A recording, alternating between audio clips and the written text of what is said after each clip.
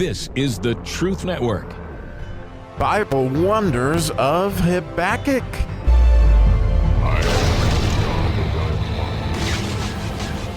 Oh, the eye-opening verse of the iron. That's a little play on words here.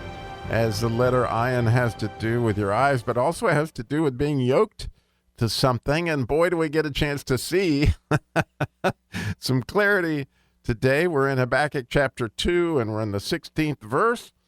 And the 16th verse, wow.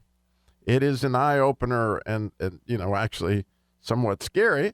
And actually, I'm going to read it from the Jewish translation of the verse because it's more helpful to me than King James.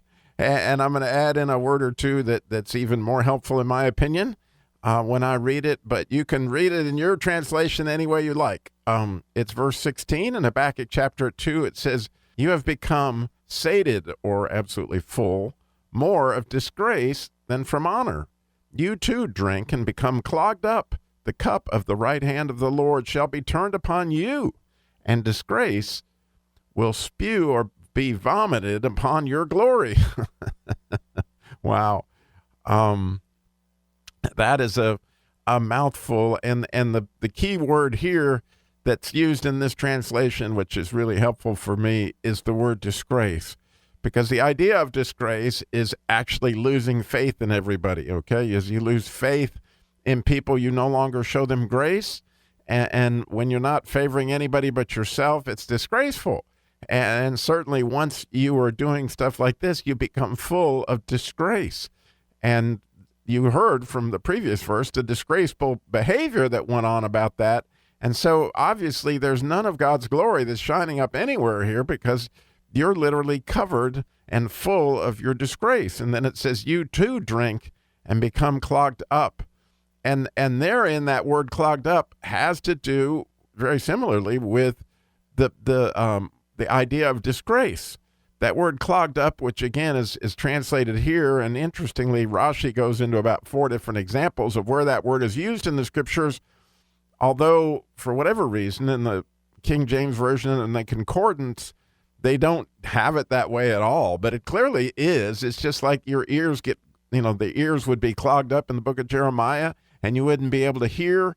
Well, here, unfortunately, based on your behavior, you can no longer hear from anybody because you've got all the answers because you're absolutely right. You've lost faith in everything and everybody, and so you clearly are very clogged up, and the more you drink, the more you think you're right. And anybody who's ever drank much alcohol can see that the problem is with drinking is that you end up being yoked, that idea of the iron, to your own heart. Not the circumcised heart that we got the new flesh, but the one that has no sensitivity to God whatsoever, but just sensitivity to our own feelings. And that, again, is this idea of disgrace, of being self-centered, and it's all about me. And of course, when it says the cup of the right hand shall be turned upon you, well, clearly, it happened for Belshazzar that night. And if you watch somebody who acts disgracefully, it won't be long, and this cup will be turned on him, and it's horrible to watch, as they are covered with disgrace. Like, and you saw this with Nebuchadnezzar himself when he went out there and he ate grass all the time because he had lost his mind, which is exactly what happens when you just continued to lose faith, and all your glory will be covered with disgrace.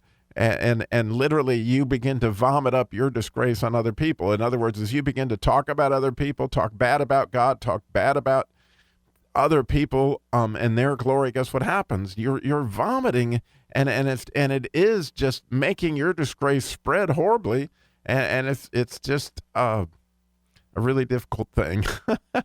Well, interestingly, I had a chance in this weekend for a couple different examples of this very verse.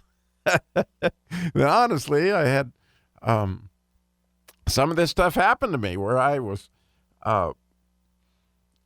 had situations that came upon me, which I thought I was right. I was sure I was right, And I was so sure that I was right, I was prepared to vomit my disgrace all over everybody and tell everybody how I was right. And I won't go into all the details of these, but, both of them were quite intense. And I couldn't help but just laugh at, here's the situation, Robbie, you always think you're right. Well, that has a lot to do with this verse, because when I think I'm right, that can very easily be disgraceful, okay? Because if it's me right versus somebody else's right, then I really need to process, where's God in this, right? And let's let his glory be the answer to that. And as we, I really had fun yesterday. I spoke at Peace Church, and God showed me that as we begin to get our focus on ourselves, we lose a sight of heaven, and we kind of step out of the heavenly light because our eyes are filled with darkness. Because when we just are considering our own heart, like it says in the 16th Psalm, it says it in the 13th song, how long will I seek counsel in my soul's having sorrow in my heart daily? In other words, when I turn inside and look to myself for answers, it's dark in there. That if I need the light, then I need to look out. I need to have that enlarged heart, the one that has been circumcised, the one that God gave me to go connect with him so that I can see the light. And once I do realize, wow, God gifted all these people in my world with all sorts of beautiful things. And believe me when I tell you, it's really neat to see when they're right, when you're not. Because then you can say, okay, God, you're so that they have gifts, and it helps me get back to my dollar position and my, being able to cleave to the dust and take up my cross, right, and die to myself.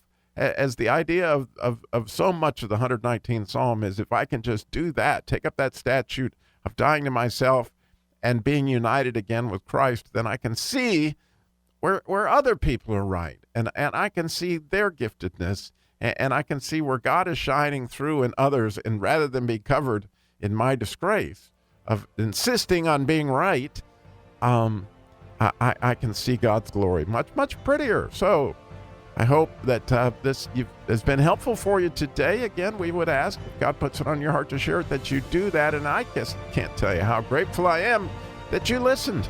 God bless.